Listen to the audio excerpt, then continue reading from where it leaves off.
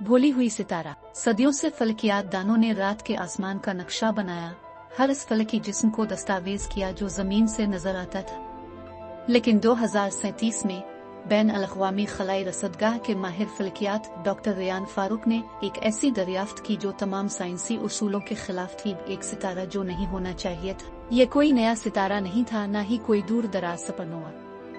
ये एक पुराना सितारा था जिसे सबसे पहले 11वीं सदी के फारसी फलकियात दानों ने रिकॉर्ड किया था, लेकिन तारीख के किसी मोड़ पर उसका जिक्र दस्तावेजात से गायब हो गया। जदीद दौर की किसी दूरबीन ने इसे कभी नहीं देखा था।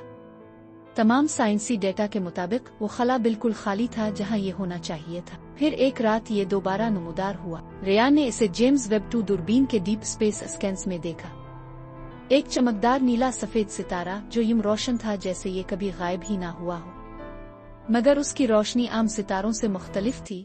ये किसी मालूम फलकियाती जिस्म की तरह नहीं बल्कि किसी अनजानी शय की तरह धड़क रही थी। इसने तमाम दस्तयाब डेटा का मवाजना किया, मगर इस सितारे की शनाख्त किसी मारूफ जुमरे से मेल नहीं खाती थी। ये किसी न्यूट्रॉन सितारे की तरह नजर आता था, मगर उससे कहीं ज्यादा बड़ा और रोशन था।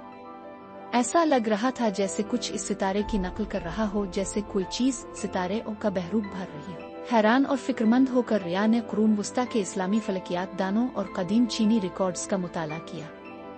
वहाँ एक और हैरत अंगेज तफसील सामने आई। हर चंद सदियों बाद फलकियात दानों ने एक आवारा सितारे का जिक्र किया था जो बिल्कुल इसी मकाम पर नमूदार होता था। कुछ सालों तक चमकता, फिर अचानक गायब हो जाता और सिर्फ तब वापस आता जब कोई उसकी तलाश में ना होता।